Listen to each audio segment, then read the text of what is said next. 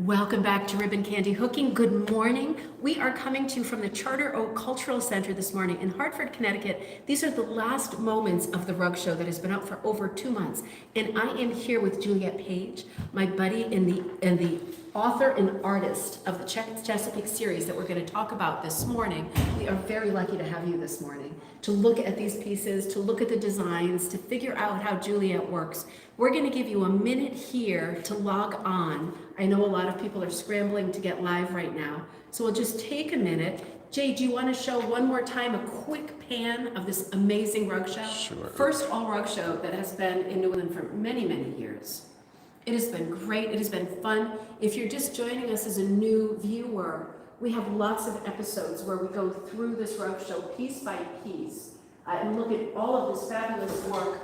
I just want to remind you that the second week of July, I'll be traveling to Delaware to visit with some of the buddies there, in Maryland to visit Melinda Bird at Bird Call Studio, the Rhea rugs, remember those? And I'm going to be dropping off the collection of Van Gogh rugs to Shannon Carter, who is taking them next and displaying the Van Gogh rugs in one of her local venues. So just this wall of the exhibit is going to be traveling shortly, and I know some of you, I can see that some of you have been downloading the Van Gogh chair. So that must mean that you're going to work on a version of it, your version of it, and we are going to be adding to this the Van Gogh show, right? That'll be interesting that the Delaware show is actually bigger than the Hartford show. And why not? So get a good pan there and tell me when we have some buddies live. We've got 9 people on right now. Oh, man. That's a great start. This has been a wonderful show. Like literally hundreds of people have come to see this. So if you've had work in this show, you should be super proud of yourself that you got it done, that you got it sent, and that it's been here, because there have been a lot of people in and out for the last 2 months really enjoying this work. And so many of those people had never heard of rug hooking or even thought about rug making as a textile art, right? And now there's a lot of new people involved. So we have all been a huge part of that. And it's just the beginning. But it was exciting to have this show up. And a huge thank you to Pierre, who is here but not on camera right now. And you know he doesn't like to be on camera. So I don't think we're going to see him. But you can feel his presence, I'm sure. So should we get started with the content of the show? Yeah, we've got 10 people on now. Okay, so Juliet, certainly one of the highlights of the show, if not the highlight of the show, was this wall, which features your three in the series of the Chesapeake rugs. Chesapeake Fantasy Rugs. Chesapeake Fantasy rugs. And thank you for inviting me. This is my first gallery show too. I'm so excited. It's definitely overdue, right? Because this is gallery work right out of the gate. I mean, that's amazing. I want to talk about all 3 of these rugs in detail. I can't remember whether you said, are there more coming? Yeah, there are a couple more I have made, but they've been gifted to folks, so I didn't have them available for the show. That's all right. So I have a couple other designs, and I have one more big one that I'm scheming in my head right now, but I'm going to be making another large one in this series for our boat as well. These 3 live on our boat. So I'll be making a 4th one. My husband at the moment is redoing the hardwood floors in the boat. Ooh. And it's going to go in the Getting salon, them ready so. for decorating. How fun. Is it going to be the same color scheme? Yeah, it's gonna match these. It's just amazing, isn't it? I mean, it's such great work. It's such large work. How long would you say, for example, what's the one on the top called? That's called Chesapeake Fantasy. Okay. That is the rug. That's the big one. And it's got all kinds of stuff in it. We're going to talk more about supplies. But you've got this is I see that ribbon, like that sort of novelty ribbon, very flat, very shiny. There's some velvet in here. There's lots of roving. We're going to talk to be continued about materials in much better detail. But just on average, I feel like you made this rug really quickly. When I started the hooking part, it took me about 5 or 6 weeks to actually hook it. Some of that time was spent spinning yarn because I wanted certain colors. I wanted the color palette to blend, and I couldn't find commercial yarns. Yeah. So I'm a spinner. I've been spinning yarn for 25 years, and this is frankly what intrigued me with the rug hooking art, because I mean, I can have a 1 foot long bit of yarn and it can go into a rug. You know, 1 foot isn't going to get you very far with knitting or weaving, right? No, that's true. So that's one of the things that really intrigued me. So yeah, a lot of these details in here, they're hand spun yarns, or actually unspun roving that I used, and I blended it either on the blending board or on my drum carder just to get the right colors and the right blends that I wanted. I had this vision in my head, and it was a matter of making it come to life. Yeah. But I really like to use the mixed media, I guess you might say, the mixed textiles, because I didn't want it all to be the flat matte that you get with the natural wools. I wanted to have a little bit of glitz. And there's actually some glow-in-the-dark yarns in here as well. Really? Yeah, so some of these little swirl pieces in the center there, and somewhere down here, and some of these other ones I actually have glow-in-the-dark yarn. So it's kind of cool at night on the boat when all the lights are off. If you're getting up to go to the bathroom or something, you can just see some little That would scare my kids. glowy dots. Tiny ghosts, fairy ghosts. Yeah. That's one of the things I love about this medium is like when you do a piece like this, right? This only you know some of the details that are embedded in your rug, right? Until you tell somebody, only you know those, like you're saying, those last little bits of string and those last little pieces of things that you've saved. You know that they're in there, and that to me that's the magic of this craft, and that's why I love this style of hooking more than any style of hooking. Because I feel like it's more fly by the seat of your pants. I feel like it's more creative and artistic. And maybe that's not a fair statement because I know I'm not gonna start, but I know when you're filling in like a commercial, for example, chroma gown pattern, it's like like a coloring book. You're filling in the different compartments in a masterful way, of course. But to me, this more resembles the original spirit of rug hooking, right? The idea of thrift and using lots of different materials and figuring it out as you go along. Because we're going to talk about patterns in more detail, but this isn't a staggeringly complicated pattern at all. It's the way that you populated it with all of this different color, and it's your innate sense of color, right, and contrast and composition, because you're artistic already. So that's the part that you can't measure, right? And that's the part that has so much room for play between one maker and the next. But there's so many things you did here. You're bringing out like the conversation about the very sort of, the roving is luminous, but it is certainly more flat than some of the metallics and the velvets. And then you've got this crazy guy who's really popping, beautiful colors, many colors, with some velvet and different colors of blue. Like it's just remarkable. Not everybody is able to do this, create this much definition with a piece like this that has so much going on, so many different materials, so many colors. It is proof that you can use a lot of different materials and it will work, right? I think the color what ties it together. Yeah. And then I let myself go a little crazy with the textures, the sizing on it, whether I'm using a 2-ply, a 3-ply, 4-ply, multiple strands versus just simple roving, just pulled straight up with almost no twist in it. Yeah. So I let the colors dictate what went where, and then I mixed up the texture, the sheen, the number of plies, so that you have the variation. I didn't want it to look like it was just paint by numbers straight out of a bottle, you know what I mean? I wanted to get the variation, because the idea behind these rugs is we're standing above looking down, and it was interesting to design, at least these two, so that they can be viewed from multiple angles. So when you're lying on the bed and looking at it that way versus standing in the room looking at it that way or on either end, it doesn't look upside down. Right. So I wanted That's it a to be great viewable from all different angles. So it was a little tricky to get a design, and I wanted to get motion in it. So, that's why I put the big thing, This drawing fabulous. drawing This your is eye. fabulous, yeah. So it almost looks like that's like floating above and you're looking down almost through like a tide pool, or through the shoreline of the Chesapeake Bay, right? And you can see some of the oysters and some of the terrapins, and It makes me feel there's like- a little artistic interpretation going on. Absolutely.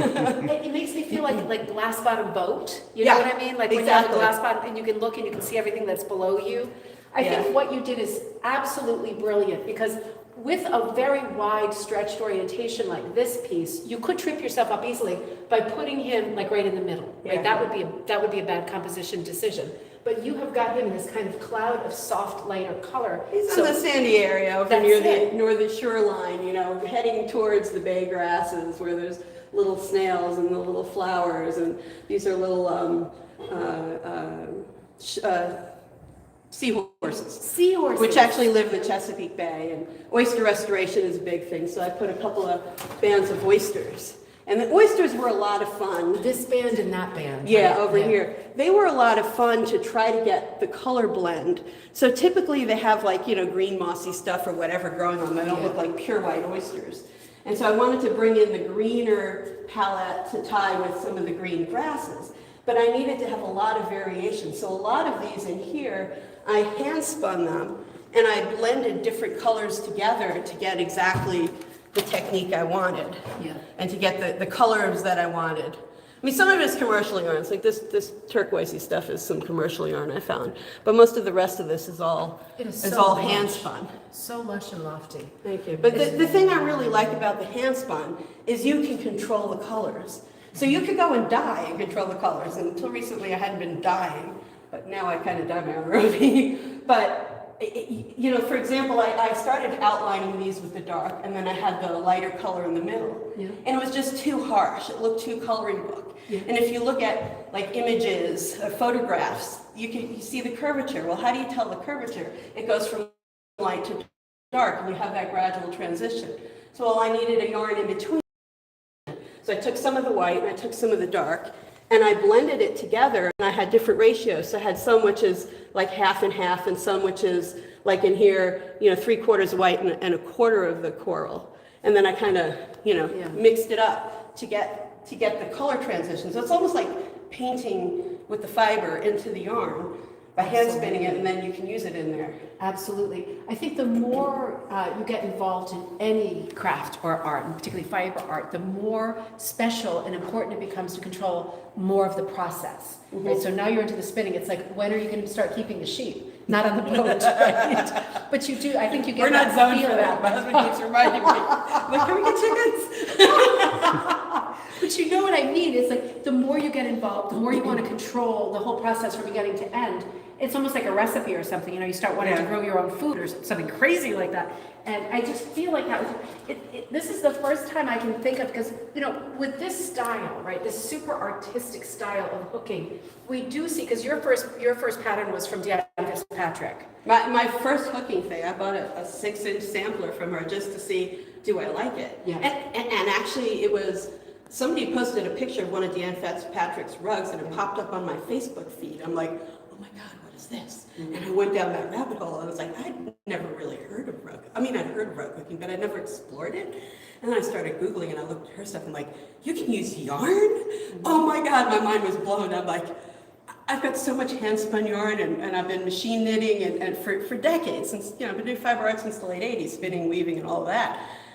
And I was like, I'm like, okay, let me just order so I ordered a little sample kit, and I was like, well, this is the thing for me. Yeah. And so the next thing up, I was like, hey, honey, I'm going to design a rug to go on the boat. He's like, you're going to do a what? He thought I was crazy. So I actually designed this, and I sketched it out. And I was like, okay, well, before I go on to my big piece and screw it up, let me try a little sampler. So I figured, let me take some of the elements and try them a little bit smaller. Oh, this is the first one. This is the first one. Actually, the second rug I ever hooked. The first one was that 6x6 inch thing. That is so funny. And so I put in the oysters because I wanted to play with colors. Yeah. And you can see the changes I made from here to there. This is just way too much of that blue in the big one up here. And here I was hooking with the darker colors, and I decided this is just too dark. And so this one over here, it's still too dark. But when I went up to this one, they're a little bit lighter. They're brighter, They're a little bit brighter. I mean, they're all beautiful and effective. And I also learned here, so these things are much straighter, just little hooked sequences. And I'm like, that doesn't look three-dimensional. They need a bigger area in the middle. So when I went to this one, I had a larger area of the highlights on the top. Yeah. And then the graduation through the color was a narrower area. So there are little details like that I changed from one to the other. These things were like little pod things, and nobody knows what the heck those are, so we tossed those and did put them in the next one. I mean, I love the texture on them, though. It just introduces. Yeah, but you can't tell what they are. No, but it is so artistic, right? And you really works. This is great. It functions like a sampler. Crab down here for this one. It gives so much movement, right? You get so much of a feel for movement, and you did like many of these motifs. Yes. because you're repeating many of them. I love Exactly. the little school of fish. These actually started out as little flower things, and I just could not get the resolution and the detail I wanted, so I turned them into these little rocket flower things, and that worked. And then, the combination of the way the flowers are pointing it gives you the sense that the water is flowing this way and things are swaying in the currents. Yeah. So I really liked the way that came out. So I brought that current feel into here. Yeah. When I did these little like floaty seed pods, I decided that the centers here, the value was too close to the outer edge. So if you do a black and white, you take a photo and turn it into black and white, the grayscales, you couldn't see the middle. Okay. So that's why when I moved to here, I used a much lighter one. I figured, well, this would be a great chance to get no texture in it, so I used some of the velvet in the center. I think that's so effective. And it also kind of set them apart, so they're sort of like these floating seed pod kind of imaginary things. I mean, I think you chose in terms of the evolution of going from one commercial pattern to this, I think you chose a perfect subject because it's like close to your heart. And I think the natural world is a great subject in which to like play, right? Because these are all recognizable forms, but they also have such artistry. It's like if you tried to work in this style and do, for example, a small house or like a primitive salt box, it'd be much trickier, I think. Yeah. I think just using natural world, whether it's above ground or under the water, is a great subject for this kind of play. So this is the first one, and it functions like a sampler. This is the second one? Yep. Mhm. Wow, and this was on your frame. You have like a Chesapeake. Yeah, I don't have a Chesapeake frame. I have a frame my husband made. It's Okay. basically 2x2s with legs, and I bought those little gripper strippy Yeah, things, yeah. and they're on the four edges. So it's rigid, it's fixed, doesn't. Yeah. I just stretch the thing over it, and I have a pair of old stretch sheets that I got to put around the edge, and it sucks Perfect. and holds on to it, so you lay don't scratch all your your- forearms. That's right. You lay all your materials out there. It's like a table for Yeah, you it's to sort of sit. like a table, and I have balls of yarn, and thankfully my cat doesn't make off with those balls of yarn That usually. is a gift. We're going to talk more about the yarn and materials in just a minute. But I want to look at this third one before we move on. This is the third in this sequence. Yeah, that one I made for my husband, and this is going to go right inside the door of the salon, so I put the name Odyssey on it, which is the name of our boat. So I wanted to have, this one I used a lot more commercial yarn because it's going to be in a high traffic area. Oh, smart. So in a way I wanted to see how the things hold up. I suspect some of these yarns in here that are just a single ply kind of yarn, they're probably going to pill, but I'm like, okay, I just made a quickie one just to see how it holds up under wear. Because I love the feel of the hand-hooked rugs on your toes and bare feet. When you're on the boat, you're always in bare feet. Oh, yeah. And we also have, take the shoes off in the cockpit before you go into the cabin. I think so you you have must clean with bare this. feet. And I just love the feel of it. I love this. I love how this functions as like a quarter board with the name of the boat on it. That is really, really Yeah, that fun. was my first time I was trying to do lettering, so it's not perfect, and I'm still learning. It is. I love it. I love it just. But I tried to Yes. make this, Odyssey, and then kind of exploding from there, and you have like all of the things sort of point to the center. Yep, it's a And I great have kind composition. of this ribbon going down through it, and I picked a lighter color for the ribbon, and I have some of the glitzy ribbons in there. And what would you say to somebody who wants to work in this style but has trouble like easing up with technical stuff? Someone who maybe is more technical than creative. I'm an engineer, and I'm a control freak, and I've got OCD big time, so I can do this. Anybody can do it. What I look at is a technique I learned in art class in high school. We had a teacher that said, put the work in front of you, close your eyes, relax, open your eyes. What's the first thing you see? Take note of that. Close your eyes again, look at that first thing, where does your eye go? And you want to have your eye trace around the piece and cover eventually the whole canvas. So you kind of have this tiered, what's the most visually impacting thing? What takes you in a direction? What lets you look at more details? And then as you absorb more of the details, how do you come around and look at the whole piece? So in each of these, I tried to be true to my high school art teacher and have something that's a visual impact, and what draws your eyes down, and then what you see here, and then what draws your eye back here, and now you start to examine all of the little details. I think that's brilliant because most people are told just stand back, like put your work on the floor, stand back from it. That's even more, I think, clever. His advice to close your eyes and open them. Her, again, just being sexist first thing in the morning. To open your eyes, and that's a great way, because if you're then searching for the next thing you should look at, right? You're looking almost like in a chronology of like the storytelling, right? You see this first, then you see this, then you see this. That's a really great way. Then you can see, is there a corner where my eyes aren't going? Yeah. I need to do something in that area Yeah. to make it pop. Maybe it's a color contrast, maybe it's a texture contrast. Or pattern. Or a There's lot of sheen. patterning. Yeah. So that kind of helped build it. With this big rug here, it was actually designing it was something of a family project, because I wanted it to be sort of like the 12 Days of Christmas. But we came up with, it has got 14 schooling fish, 13 oysters, 12 terrapin flippers, 11 aquatic flowers, 10 marsh periwinkle snails, 9 floating pods, 8 swirly bubbles, that's where the glow in the dark is, 7 leafy reeds, 6 pieces of beach glass, 5 underwater grass species, 4 seahorses, 3 parapins, 2 starfish, and of course 1 Chesapeake Bay blue crab. That is so cute. So you can try to find them We're going all. to have to turn that into a song sooner rather than later. That is And I think on really your fun. website with the link to the show, we listed them all, so people can go. That's right. Go check, look it Remember, up. there is the scan. Is the scan still around, Jay? You should maybe take a picture of that so that people can Yeah. pause the video. You want to do Get that? the I don't know if it'll work like that, but we could try. Because if people pause, then they can go back into the rug show and pull up all of the content that Julie and all of the artists gave us, background material for all of the individual pieces.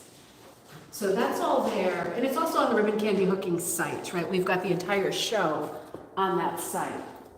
Now, I would love to talk about your materials now. Yeah. And I just want to also say that these rugs, because people have been asking for Juliet's rugs as patterns, these rugs will be available, I'll have them up tonight by cocktail time, as patterns, right? So that you're able to, for those of you who've been asking, and it has been quite a few people, you will be able to find these and buy these 3 of the Chesapeake Fantasy series, and whatever else you give us in the future.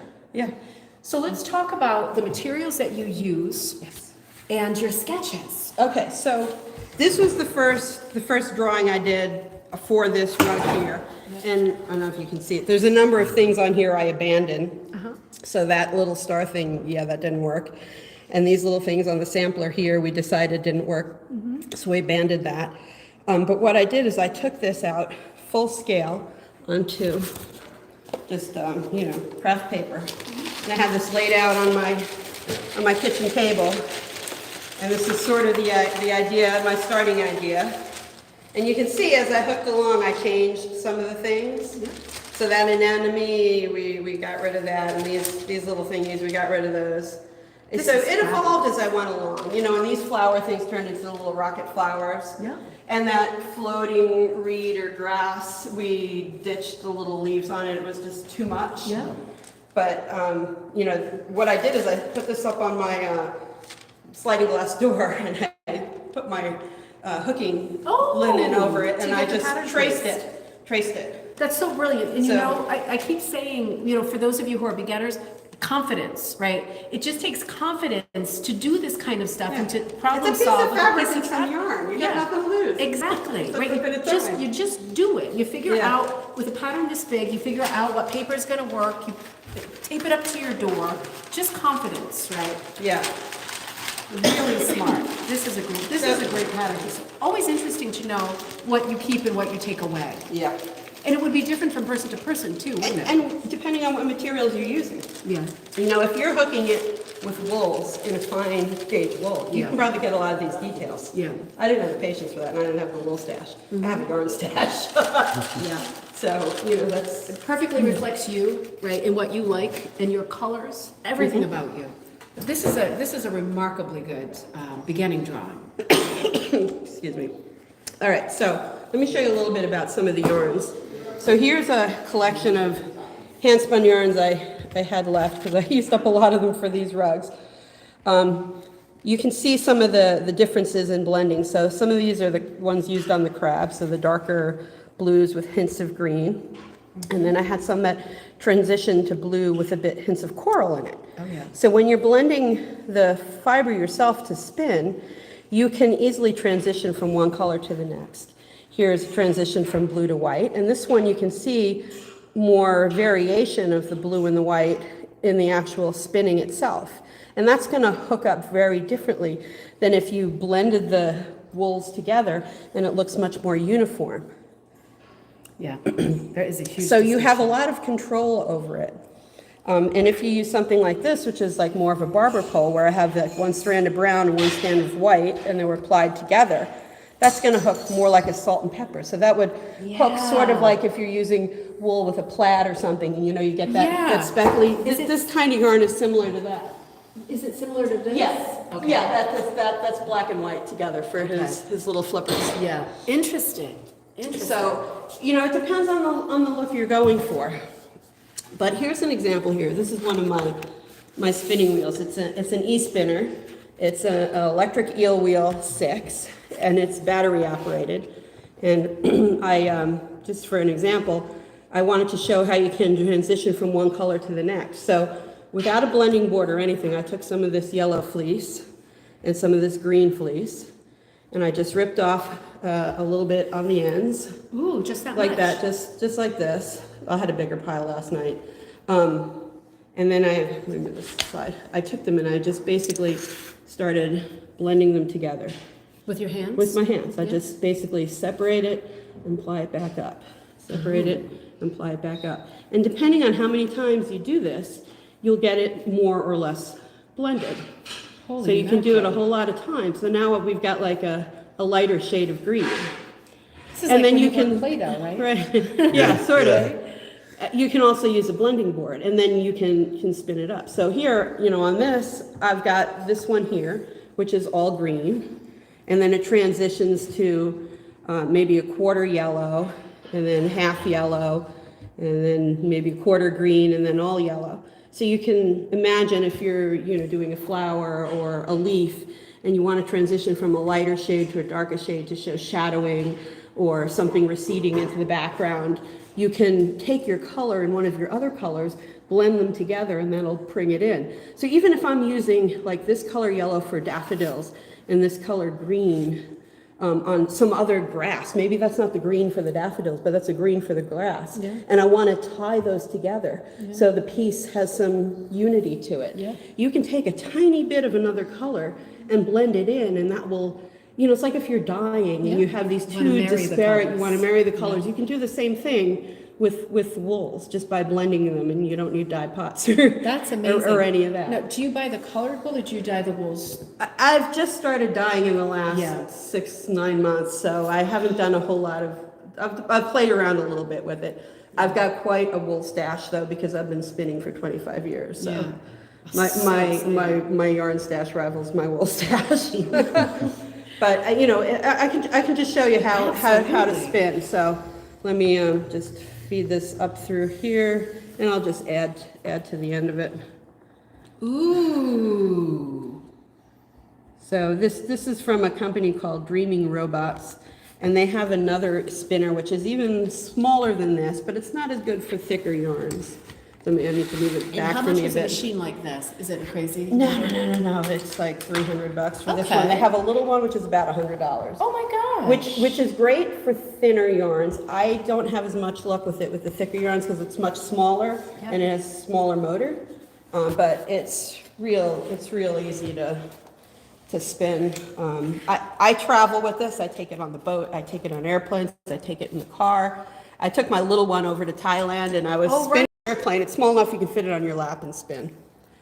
Now it's battery operated. The little one is great because if you have a solar thing, you can power it with solar. So we went camping for a long weekend. We had no power, and I was using solar on my, that's the EW Nano. That's the Nano. So that was the first one I got. So let's see. Gotta go in that direction. Turn it on. Julie, Okay. I just it's like the best episode. I'm just like dying right now. Anyway, so, oops, I'm going the wrong direction. I got to put it on the other twist. I forgot I plied, so we'll spin this the other way. Okay, so the way a spinning wheel works is it's spinning yarn, and it takes it up onto the bobbin. And so there's the bobbin spins at a certain speed, and the flyer, which is what's whipping around it, goes at another speed. So you just attached that little tuft that you were playing with? Yeah, they just kind of glue themselves together. Oh, my So if you just God. kind of lay them on top of one another and then kind of draft a little bit, the old will start drafting in the new, and it'll just take it up. Holy Moses. So you can just go ahead and draft. And depending on if you want like really thin yarn or you want to do really thick yarn, you know, it's all in the drafting. The magic happens down here in the drafting zone, how much are you pulling out and how fat it is. Now, if you're going to apply it, right now we have a yarn that's got a lot of energy and a lot of twist in it. Let me pull a little bit off of here. So you see this yarn, you can see it's got a twist, and right now I'm spinning on a nest twist. But if I take this and doubled it over, it's going to want to untwist, but it can twist itself together. It twists automatically? It automatically, because you've just added all this energy to it. Yeah. And this is now balanced. Ooh. So if I took this and I go like this, you can see it's got all that springy energy. Absolutely. It takes force That to makes pull it sense. straight. Yeah. But the next step, what I can look at is I can decide, okay, if I'm going to make it a 2-ply, that's what it's going to look like as a 2-ply yarn. So I'm going to have that thickness to hook. And then it will, if you run that through like that, it will lose the twist? No. Okay, so I'm going to spin some up, and then I'll wind it off. I'll show you how we can ply. Oh my word.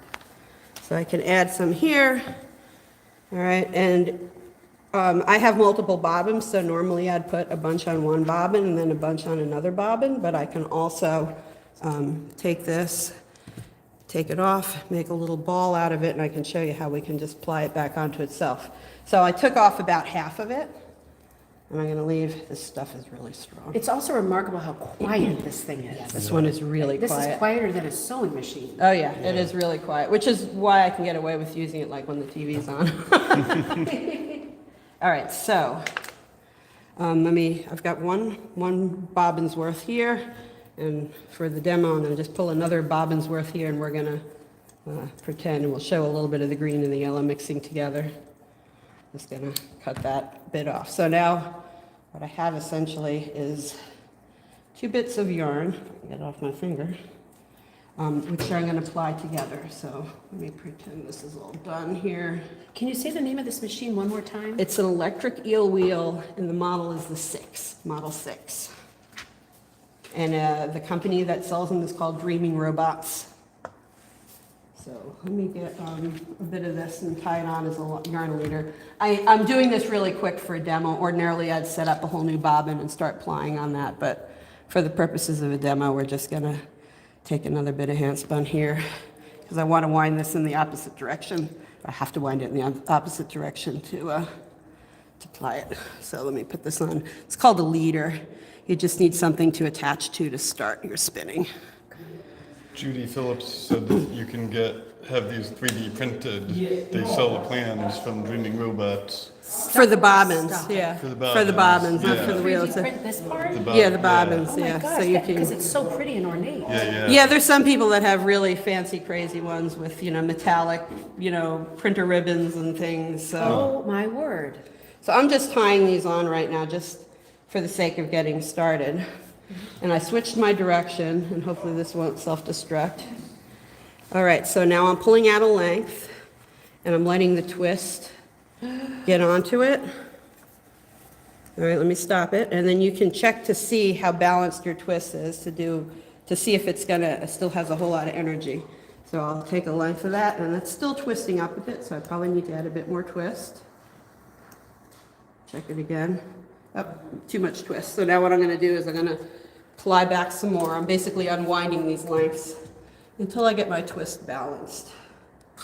So there, see how that's just hanging there in a nice loop? It doesn't have energy, it's not coiling up. So that tells me that the 2 plies are balanced together. So I can wind that on. And then normally you'd have like 2 bobbins and longer lengths, so I'm just kind of fudging it here.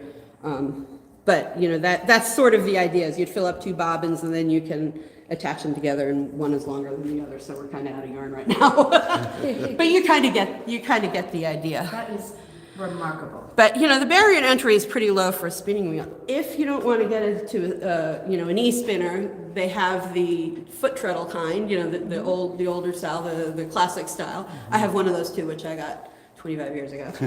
That's what got me started. This is a new gadget, right? But I love that it's so transportable. I literally, I spin on the boat, in the cars, on airplanes.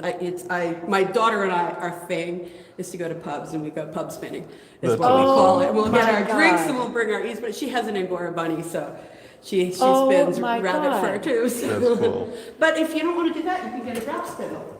So I have, remember the days when AOL used to send the CDs in the mail? I bet you can still find patterns online for making your own drop spindle by having essentially a rod through it, a piece of dowel through the center, a little hook on the top, and then for the disc, use two of the old AOL CDs. Oh my God. We did that for Girl Scouts back in the day. That's fun. But so you can make one out of almost nothing. And then it's the same idea where this is imparting the twist, and then you're drafting up here. And I am not a good drop spindler. So what I tend to do is get some energy in it and then draft and let the twist go up, and that's just too thin, it's gonna break. Whoa. And you can spin and draft and let the twist go up, and you can draft, right? What? And so when you get Fun. enough, you just basically wind it onto the bottom. And so when I get to the point where I have enough, I can take these and I can ply them together. When you're hooking, you can use unbalanced yarns. You don't have to worry about bias like you do with knitting. Right. Weaving, you can get away with a little bit more unbalanced yarns. But with hooking, if I wanted to use this as a single ply, I could just take this and hook straight from there. Yeah. I mean, for that matter, if I wanted to, I could pull a length of this out. Yeah. I could attenuate it to the thickness I want, Yeah. and I can hook straight with that. Yeah. I mean, I could literally hook with that right now. You can hook with roving for You can sure. hook with roving. I could take, the green and the yellow blended together and hook straight with that. I mean, that's what a lot of the stuff on here, the really thick, fat stuff, Yeah. is basically that. And I applied bamboo with it. So some of this has got a neat sheen and a glitz in it. I don't know if you can see there's I some can shimmers and glitz in there. So I used stellina and bamboo. Oh, yes. And some of that I blended on a blending board. Some of it I just blended by hand and hooked it straight up. The stellina is like the Angelina, right? It's Similar. Okay. Yeah, similar. It's stellina, it Angelina. has There's a whole bunch of quality to it. yeah, there's a whole lot of different types of add-ins that if you go on Etsy and look at any of the spinning shops, that is spinning so, supplies, that is so so smart. much stuff. Yeah. Yeah. Want to show you the blending board? Yes. All right. Yes, I want you to show them, but this is absolutely crazy to me, this world. This is not my world at all. It's about This is to be why I my got world. hooked on rug hooking. It's because I've got all this stuff. It's like, oh, this is the perfect use Such for it all. fun. And your husband made this board. My father made Your this. father made this board. My father. So he's in his 80s now, so I like really treasure this. We went to the wood shop together, the fancy wood shop, and picked out the wood, and he made the board. And the carding cloth is what this is called. You can find it online. Yeah. That's the most expensive part of the whole thing. And I glued and used little brads to put it on there. yeah, these little Some silver people use guys. like a cutting board and attach to it. You can buy blending boards. There are suppliers that sell blending boards. But they are expensive, even the basic ones on Amazon. So if you have someone who can make something like this, it's even Yeah. more special. Why not, right? So depending on the size of the carding cloth, that'll dictate what the cost of this is. I like to have a little bit of room around the edge and down here, so when I'm drafting it, it's not up because I push it up against me. I've got a little more room. And when you say drafting, I'll show you that in a second. So what I'm going to do is I'm going to load up the board here, and what I'm going to do is I'm going to set up a gradient from green on one side to yellow on the other. So what I'm doing is I'm just essentially painting on a little bit of the fleece. I'm putting a lot of green on the right and just a little bit towards the end. So I'm sort of just doing a graduated fade. Now I'm going to grab some of my yellow. I'll do that in the opposite direction. So I'll put the yellow on heavy here. And then I'm going to just put a little bit more towards the right. And I have a simple, somewhere on here, a simple hairbrush that I got at Rite Aid that I can use to kind of push this down into the little blending cloth wires. A little more yellow on the left, gradually to nothing on the right. And I'm only gonna load up just this bottom part here, just to kind of show you the technique, a little bit more yellow. At this point, I could add stellina, say I wanted to bring in a pop of pink, because I'm trying to bring that color into my hooking somewhere. Put a little bit of pop of pink here and there. I love the brush. It says Conair, so we know it's not like a Oh, specialty I got tool, it. it's I the got it brush. right. You can see it's getting a little worn at the top. So I've been using this one for like 4 years, so it's gonna have to be replaced. But they're what, $5? Okay, so this is a little light, but just to give you guys the gist of it. And then what I'm going to do is I'm going to pull off what's called a rolag, which you can then spin from or hook from. So I'm just wisping these little ends up a little bit so I can get one under here. And I have dowel rod. When you get the dowel rod, you'll notice it sort of has barbs almost on it. So if you just get it at Home Depot or your hardware store, so you need to sand it down. Yeah. And because if the wool will catch in one direction but not the other. Okay. So you have to sand it down. They get better with use. And then I just took a little bit of wax and just waxed it just to give it a smoother flowing surface. So anyway, dowel rods. Some people can use knitting needles, but I get a little aggressive on them, especially if I have a full blending board. So I put one below, one above. And I'm going to take this end and just kind of roll it in. Just come up a bit. So I'm going to get it. Let me fix this end here, which is Look at it right. already. All right. So you can see the colors. So what I'm going to do is, this is where I push it up against me, is why I like to have the little extra room down here. I'm going to pre-draft it. I'm going to pull it out. See, I'm attenuating the fibers. Oh, I'm yeah. going to roll it a bit, and then I'm going to pre-draft. And it's essentially pulling the fibers out lengthways. And I'm going to go all the way like that. So now I have everything off the blending board and onto here. And I'm going to just kind of smooth it in with my hands. So you can see how it's now graduated from yellow on one side all the way to the green in the other, and there's some pops of pink in there. And now what I'm going to do is I'm going to pull one of the sticks out. And this is the part where if there's little barbs, you have a hard time getting it out. Oh, yeah. When it's smooth, it works great. And here's the other one. I'm going to pull that out. And so now I have a nice little rolag. Oh, what? That is so tactile and Yeah, gorgeous. it's totally. They just look cool. And you can make a whole collection of them. And you can make a collection of them that graduate through the colors. And so when you're on your rug, you pull them up in color order. Now, if I want to spin from this, I can pull the end out, and I can just spin straight from that. I can attenuate it to the length that I want, and I can hook just straight from this. I don't need to do anything else. Slide this out of the way so I'm not getting stuck on the barbs. But I can pull it out. I can hook. Now I'm getting to the section in the middle that has a little bit more of the green in it. A little bit more green and more green. Now if I wanted that pink to show, I probably should have put it on the bottom so it ended up on the outside. Oh, right. But it's in there. If you were spinning, especially spinning thin, it would have drafted out. Yep. But right now I have a nice length, and I can spin straight from this, from end to end. I can, if I'm making like a repeat, so I wanted to have something, for knitting or weaving, and you want a repeat and pooling, you can control the length of it, and you can go yellow to green, you can go yellow to green, and the next one green to yellow, for the spinning. But for the rug hooking, generally you don't need really long length. So, but if I was doing my daffodil here and I was transitioning the daffodil to the slightly darker colors, maybe I'd use this part and hook straight from in. So there's all of these. Got a bit of fuzz in there. All of these things you can do. This is unreal. So- This is unreal. Because, you see these things on Etsy all the time. They cost a fortune. You just did that, Yeah. Well, this is a really tiny light one. Normally I'd fill up the board with a lot more fiber than this, and I usually get 2 or 3 rolags out of one board full. good. But Lord. yeah, you can have fun. You can add all sorts of fibers and glitz, and somewhere in my bag I have some examples of the cool add-ins and inclusions that you can use. So I brought a sample of some of them. So here's I think this is the Angelina. So you can see it's like a sparkle. It's got some sparkle to it, and you can get it in like iridescent colors and silver and gold and dyed colors. Like holographic colors. Exactly. Yeah, it comes in all sorts of stuff. These are silks. So this is hand-dyed silk.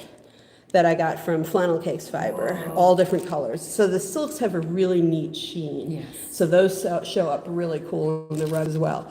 You want to make sure those are on the outside. You probably don't want to use solid silk, but if you put on the blending board a layer of silk and then put a little less expensive fiber on the inside, if you're pulling it like this, you'll see the silk on the outside, so when you hook it, you'll see it. So you can stretch it, so. That's interesting that you would have to pay, obviously you would have to pay attention to that angle, right? What's on the top and what's So on the this bottom. is recycled sari silk.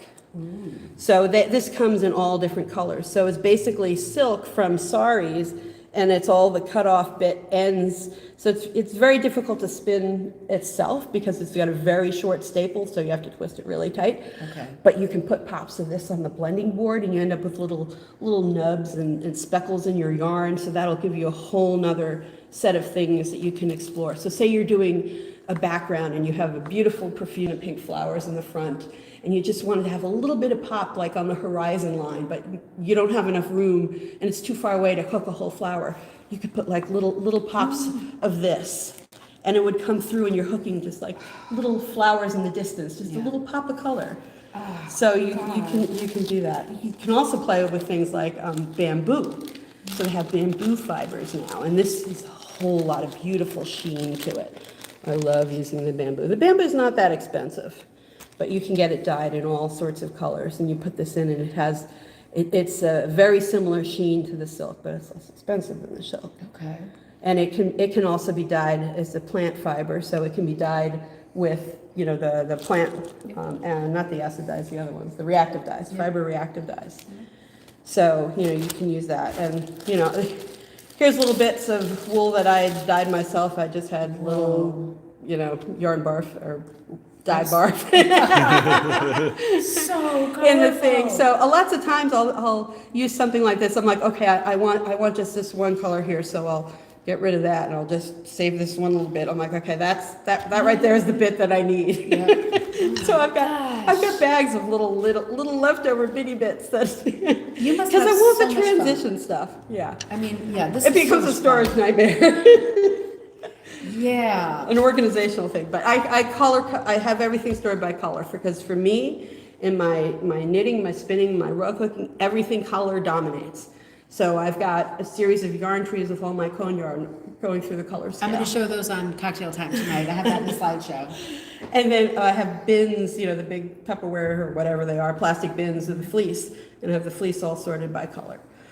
Because I need something this shade of pink. Well, what do I have? What glitz am I looking for? What, sheen am I looking for? Yeah. So This is just remarkable. it just opens up a whole nother world. And then there's this. This is core spinning. I'm not going to try to demo this, but this is where you can take a yarn in the core, and when you're spinning it, you're essentially taking your fancy fiber and just wrapping it around the inside. And the whole core disappears. This is in the category of what they call art yarns. And so that's a big thing these days, is spinning art yarns. You can see it's all coily and might not be the best thing for knitting, lots of energy. Yeah. But man, is it great for hooking. Yeah. And if I only need, that much of a fancy color, that's like nothing. And what's the core yarn? Is it just this one here, I believe I'm using a pencil roving. Okay. That icky brown color, I don't know, I got that stuff years ago, and it's been sitting in my stash, and then I learned about core spinning. I'm like, ooh, I can use it for that. This looks to me just like the brand Noro yarn. Yes. Right? Isn't that just what they do for everything? It looks similar to it. I have no idea how they make the commercial one, and mine probably has more energy than theirs does. Yeah. But you can see, you can just take random pops of whatever. So if you're doing a field of flowers, or you have something you just want to have a lot of variegation, you can do something like this. Gosh, It just gives so you fun. so many, and that's a great long piece right there. I could use that a in, huge piece. I can use that in a big section of a rug. And you can use this kind of thing as well. I mean, we're talking about context, right? We're talking about using the yarn to populate different parts of the composition that makes sense. We're thinking about balance and composition, right, to make a great piece. But this kind of color changing thing is also great for hit or miss. Exactly. Right? I mean, if you have a hit or miss pattern going, if you're thinking about Magdalena, Brian, or Evie, somebody like that has historically done a lot with a hit or miss background, you can get involved in using a lot of this color changing stuff, right? So it's like there's so many uses. If you're thinking, oh, should I get rid of this? Yeah. You want me to show, or you want me to? Well, no, I get was rid of it? trying to take it down. Oh, take it out. Okay, I was going to do my drum solo and. Oh, okay. Just kidding. No, go Just ahead. kidding. Here, let me put this away. Should we play How Does It Hook? Sure. Okay, Sure. let me get the little frame. All right, let me clear some of the fleece out of the way here. That was fun doing it. Oh, it just, when I saw the hooking and I realized what the potential was, if you're a spinner or you're a fiber junkie like me, it just blew my mind. It's blowing my mind right now. There's so many cool things you can do. All All right, let's see. right, so we'll just do a couple of these. Oopsie. Okay. Where my ballsy Here arm. he goes. All right, let's see. Did you want to hook? You can hook. Okay, whichever. We'll see. We'll put both of these out, and we'll figure out which one works better. All right. This one. So let's try something that's a yarn, starting with the yarn. Let me cut off a bit. So this is. I need my other glasses. Can you believe it? All right, hang on. We're here. I know. I moved them away. I was discreetly moving things away. Hang on. One back. There we go. All right. Oh God, is that what you look like? Just kidding. I was talking to Jay there. Julie, that was lovely. All right, so we're going to go for this one first. Sure. So this is one that's one strand of brown and one strand of white. And when you hook it up into like a little 2D area, square or circle or something, Yeah. fill it in. You'll see that it's going to have a very speckled, dramatic look. You know, The salt and pepper, is this what salt you- and pepper, Yeah. exactly. It'll have a very salt and pepper look. Well, it is beautiful the way it's coming up. And that particular yarn there has what's called a high twist. So the number of twists per inch, or the number of times it changes from the dark brown to the white color is a lot. So in every hook, you're probably seeing a little bit of the two colors. Lots of change. Coming up. And because it's nubby, it gets fat and it gets thin. Yeah. You know, and that's kind of exciting because when you reach down, you can feel it's a little bit thicker. Now it's a little bit thinner. It's very interesting to play with. So you need to decide how far apart to pick up the next bit. Yes. And yes. if you're in a thin spot, you have more bits put up. That is absolutely beautiful. So that's similar to if you had like a dramatic black and white plaid, that you cut up into strips. Yeah. And depending on if you cut it on the bias or Yeah. not, you might get different looks. See, this is an interesting conversation because, when we talk about hooking with plaids, which we often do, hooking with plaids and prints and herringbones and all those printed wovens, I always think in my head there is no equivalent, in yarn, but there is. Yeah. This is the equivalent in yarn. If you want that same kind of movement, that same kind of patterning, right, you have to go to something with more than one color within it. And if you wanted to, you could over-dye that yarn too. So Yeah. we could over-dye that yarn with like red or purple and it would have a different cast. And the dark would say dark and the light would still be a lighter hue. It would be perfect because the brown, if you put in purple, the brown would be like purpley brown and the white would be straight up purple and those colors would be married together automatically because you were using the same dye bath. So here's another one that's a little bit less dramatic. So, hook that over somewhere too. We can kind of see the difference where if you have less drama in the two plies of yarn versus a little more subtle variation. So this one's a little bit more blended. Is this one? The colors of the two plies are closer together and it's a looser twist. So it has a longer distance before it changes to the next color. I see. So as you're pulling it, you're probably getting more of one color and then more of the next. Whereas in the prior one, pretty much every hook you got a little bit of both. That's it. Yeah. So again, when I'm spinning that, I'm controlling it. So I'm doing a lighter twist. So there's less twist per inch. So when I apply it, it's less twist per inch. So if you look at a barber pole, it's a much longer distance between each turn, whereas the darker one was a tighter. That's a great tighter analogy. distance. So again, depending on the look you're using, you can control that with your spinning. Well, that is interesting. It is much softer. There is much more of the medium. Yep.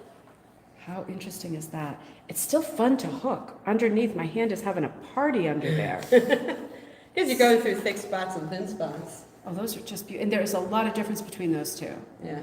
So let's try something here that, we've just basically pulled out a bit of straight up roving and I just literally twisted the end just a little bit. So try hooking with that. And when you hook it up, let it bloom on the top. I like to hook it up and let it kind of splay out at the top. And Like I can, yes, and I can have them further apart. and it'll fill it out. And what I like to do with this, because it feels great under my toes, is how it'll pull up more and give it more room to bloom out and flatten down. So you can have, so it hooks really fast. It hooks really fast. And you can let it, so you pull it up a little higher, but then when you steam it down, Yeah. it fills in those spaces. Oh, it is super, super, super cushy. And something like this, we can take some of this too. So this is what we pulled for the roving. Let's take a couple of examples of this and hook this straight up.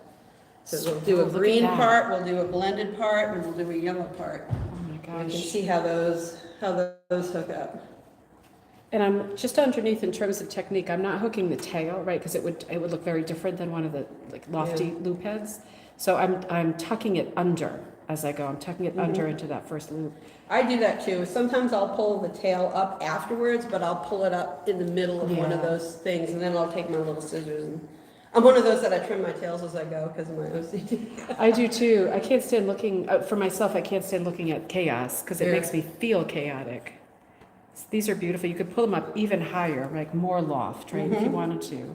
Get the kind of variety that you've got. And some of it depends on how much you have in the length that you're pulling out. So when you're preparing the fiber and attenuating the fiber, you can decide if you want it to be thinner or have more wool there. You're totally in control of that. So I could see where you could do some item in the foreground using the bigger, fluffier things, and as you go to the background of the picture, Yeah. you're using thinner bits of yarn and more per inch Oh, God. to give the distance, bigger things in the foreground, smaller things, and you could play with that as well. So try this one, this is So a much little bit fun. more of a blend. That is, oh, I see what we're doing. So now we're gonna graduate from the dark green to the yellow. It does make a really marked difference. And I can see why you like cooking into the linen because it is a loose backing, isn't it? Yeah. You would not, I would not want to be playing like this in rug warp or monk's cloth because they're much tighter backings, and I would feel like it would really limit the loftiness and the size of each loop that you could pull out. So my sampler Chesapeake, the medium sized one over Yeah. there, that I did in monk's cloth, because Okay. that's what I had. I had a section of monk's cloth for my mom, and it was a battle to get the things up through it. Okay. But that's why I decided, I like the linen better. So when I did the big one, I went for the linen. I don't blame you. And, I bet, I just had it's on my mind because I just had a question to the website yesterday. Someone said, I want to get into this, but I have some arthritis in my hands. And I'm thinking the main tip I could give her was make sure you're using a loose backing, right? So that when you're pulling stuff up, every single loop is not like painful, Yeah. because it all accumulates. All of that stress on your wrist accumulates. Yeah, stick with the loose backing. Linen is perfect. If you want to do something a little bit less expensive, then do burlap.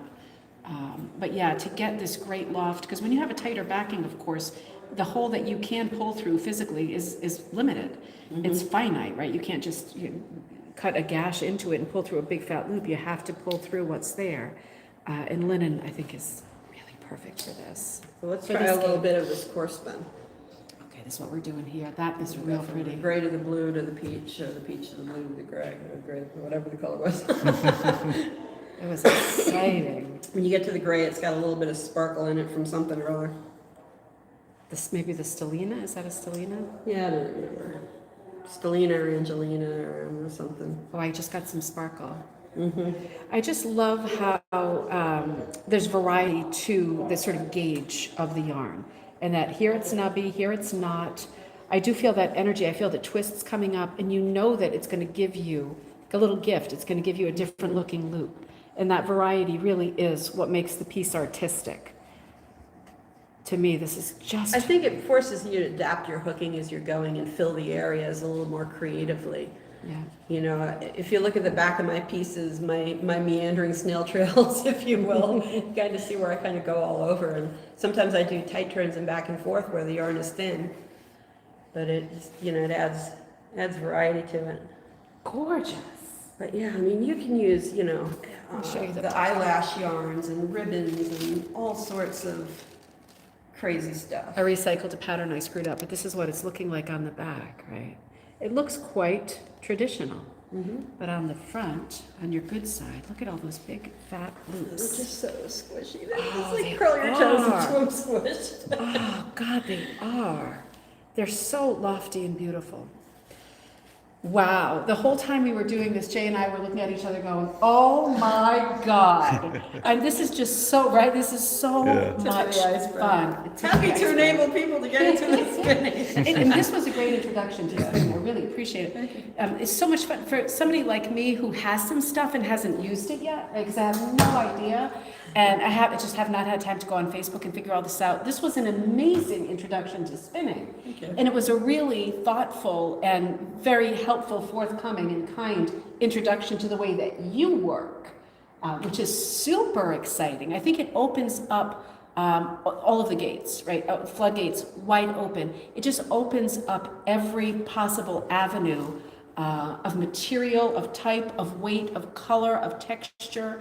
All of it, right? Sheen. All of it's possible. Sheen, how you hook. Yeah. You know? That's amazing. I'm going to leave that right there. And should we talk about anything else? Did we come to the end? I think we covered everything, unless you've got any other questions. No, I mean, Are there I any lost my questions mind. online? Yeah, are there questions online? No, we could ask if anybody has any questions. Anybody have any questions? I'll put this off to the side here. My mind went blank somewhere in the middle there because I was taking all of this in. And I completely lost track of what I was supposed to do next. It was such a lot of fun, right, Jay? It was very interesting, yeah. It really is so interesting. There's so much to it. I always have thought about spinning as something super expensive. Like I thought you were going to say that was like $3,000. I wouldn't have it if it was. Yeah, I mean that's really. I would say for myself, because I was talking to somebody else yesterday who came to the studio, Linda, and we were talking about cutters and how expensive those can be. And she said, oh, I really wish I hadn't bought a really expensive cutter. I'm thinking, if I were going to spend $300, it wouldn't be on a used Frazier. I would keep using my scissors. I would get something like this and be able to play with all these I don't have a fibers. cutter, I just use my scissors. Do you? I just use my scissors. That's probably why you don't see a whole lot of wool in it. I don't have a wool stash. Not like my fiber stash. Yeah. But Yeah, I mean, you should use what you have. Right? Absolutely. Use what you have and use what you're drawn to, right? Because it's much more sort of in the British and Canadian school of hooking to use mostly yarn or all yarn, right? As Americans, we have this more pearl McGowan tradition of using a lot of wool and cutting it to the different measures, and that is all like a measurement construction that we have put onto the craft in the 20th century. But before then, it was more like this, where you're like, I've got this, I've got this, I've got this, I've got this, so that's what I'm using. And it really does bring us back, I think, to the spirit of this being a thrift craft too. Because like you're saying, you've got lots of fiber and you've got your fiber trees, but you've also got bits and pieces, and you save those too. Yeah. I mean, normally a little ball of yarn like this would become a cat toy. That one finder for them. So much fun. Does anybody have any questions, or do you think we should? No, people just saying it's amazing, very interesting, spellbinding, it's... Awesome. It was Yeah. that perfect word, spellbinding. So we're going to break because we need to take the show down, and I just want to remind you that when we reconnoiter tonight at 7 p.m. Eastern Standard Time for cocktail night, right, and it's gallery night tonight too, make sure for this video you're giving us the thumbs up, liking, subscribing, and sharing, right? But I will see you again tonight live for the gallery show night, and we will be looking at the fiber trees that you mentioned. Those your husband built, right? My husband built those, yeah. Great storage He solution. calls it the yarn forest. The yarn forest. I think the forest is done growing, right? There's He's no more refused to trees. make me anymore. Forest over. You'll see what I mean when you see the slide. It's like an epic art installation, this yarn forest. So beautiful. So we're going to be looking at that, and I will remind you that Juliet's Chesapeake Fantasy Series will be available by tonight, by the time I run cocktail time at 7 p.m. On the Ribbon Candy Hooking channel. If you are super inspired by these and you want to try, pun intended, putting your own spin on it, then these patterns will be available later today. And Juliet, thank you so much. Thank you so much for having me. This is awesome. This has Thank been you for the beyond opportunity to have my awesome. friends in the show. I am so Very first excited. on the show. It's the first of many shows. It's the first of many. Thank you. What about the cat? Do you want to show the cat? Do you want to show him? Oh, sure. You want to show Yeah, let's show him. So your upcoming book?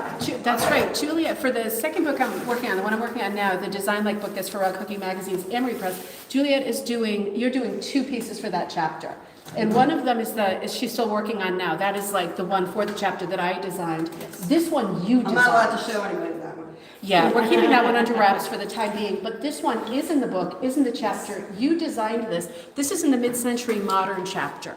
where we were looking at shapes. It's based on the design-like class, Mid-Century Modern MCM. You designed this piece. What do you call this piece? Mid-century modern cat. Yep, perfect. Gonna go in the hearth in front of our fireplace. Oh, God, it's Eventually. so amazing. This has got kind of that mid-century, like Alexander Calder type mobile happening on the right. Lots of metallic in here. Classic mid-century cat, right, with the bottleneck kind of vase feel to him and the big head on top. This is handled so beautifully, a beautiful piece of art behind him. Some of those atomic era shapes that we certainly identify with the era. And all of these beautiful yarns in here and velvet, all of the textures, just like down with the- flat. Yep, just like with the Chesapeake So a lot of series. these details, like the whiskers, I sew it on Okay. afterwards. So I use basically a short back stitch on those, and the things, the satellites around these planet. I'm so glad that you things. said that because there have been 2 people this week who have asked about whiskers. And of course, there's 1,000 different ways at least that you could do whiskers. But this is really smart because they're not super prominent. I'll show you the back side. You can see, you know, there's little bits here where I went down and up Yep. and down and up. This is the tiny back stitch, so there's not a whole lot. You know, like over here, this is where I've got the satellites. This So is you like, don't see a whole lot on the back side. no, this is like the brain coral school of hooking. That's like the way you do your natural patterning. That's Yeah. beautiful. Yeah. Yeah, I think this is really smart because sometimes when we get carried away with whiskers, they become like a huge like mustachio kind of thing, and it's a bit absurd. This is really smart. And I used directional hooking with yarn on the bottom down here, so you can see, to try to make it look like hardwood planks. Oh, it absolutely does. So this is a variegated yarn that has, you know, pops orange in with the brown. And are you folding under for your finish and then? Yeah. Okay. I serged the edges, and then Yeah. I folded it under and mitered the corners, and I basically just hand stitched it on. Yeah. It goes pretty quick. That's a perfect. I did the finish. whip stitch on the Chesapeake series. Oh my God, that took Yeah. forever. I love that. I mean, I love both, Yeah. but I love. I like the both. fact that when you do this, you can see the name on the back. So That's you, true. you've got it. That's you know, true. Whereas the other stuff, it's rolled in, and only if you disassemble it are you going to see it. Right. I mean, this is like an eternal piece. This is such, I mean, this is all such important work. It just goes to show, I mean, you are so artistic, but you are an engineer by training and career. Yeah. And you have done the most exquisite and creative and highly artistic work, which is, I think, a great inspiration to people who are like, I'm not that creative. I don't really know what I'm doing. I've never done this before. It might be your thing if you just jump in and give it a try. Yeah. It's just, What do you have to lose? A bit of yarn and some time. exactly, exactly. And what do you have to gain, right? A hobby that like feeds your soul. When I get really creative at work in engineering, it doesn't often work out too well. So I kind of need this outlet. A little bit of creativity is really good. far. That is so funny. I love this piece too. So this is Thank one you. of those 2 pieces for that book. You'll be seeing more of that. And we certainly have more gallery shows coming up. So this will be one And of I think you've shown this in a couple of the galleries. My progress along the way with my piles of yarn, Yeah, my that's right. I think balls we of have. yarn. Yeah. I like this is working off the absolutely balls of yarn because I just, you know, cut off a bit that I need, and I can't bring myself to cut a skein in half. Oh, I shudder at the thought of that. beautiful. Do you think it's the idea of using it all up too quickly? Well, or? I mean, I use it for knitting and machine knitting and weaving as well, and if there's a break in the yarn, it's like a travesty, so why would I cut it all into bits? It's just against my ethos. I totally get that. Would you ever think of machine knitting something and using that as a backing? I don't know, but I have thought about machine knitting like sock blanks and dyeing them to get the variegated stuff. I haven't I've gone done there that. yet. That's fun. That's fun. But yeah, I don't know if the knit structure would hold. I think For physically for a rug, the knit structure is not going to hold because it's too agree. stretchy. I mean, the way it works with the woven, it's a plain weave, and you've got finite strength in both directions, whereas the knit structure is too stretchy. Yeah. So it's not going to hold the things in. The reason this works is because you're putting the stuff in there and it's tightening up the warp and the weft. That's right. And I don't think it would hold if you tried to do it in a knit fabric. Yeah, I mean, you But are you could much use smarter than me. use I knit agree. fabric and like for dye wall it or hanging. whatever. Yeah, for wall hanging, it could work if there's no stress, no added stress onto Possibly. it once it's like How are secure. you gonna squish your toes into it though? You're not rug as rugs, right? Not many of us do. So I love that angle too. That is just so, this is a great piece. I'm glad We'll we see how this remembered. one holds up. It's going in the entrance to the That's right, boat, so that's gonna get a lot of foot traffic. And that so. one has a lot of commercial yarns in it because you're Yeah, because I anticipating. wanted to see. Some of it is hand spun, but they're much higher twist hand spun, so they're much stronger yarns. Yeah. But we'll see. I wanted To be experiment. continued. Yeah. So great. This is just the beginning for you. This is just the beginning. These are such beautiful pieces. So thank you so much for joining us this morning. Make sure that you log on tonight, again, at 7 p.m. Eastern Standard Time, where we celebrate your work at Cocktail Night, Gallery Night, Cocktail Night tonight, our monthly event. So we will see you then. Make sure that you like, subscribe, all of that stuff, so other people are able to find this video too. This was an extraordinary video. And again, thank you so much. Thank you for having me. You are so welcome. I'm so glad we could do this. And we will see you tonight. Have a great day, everyone.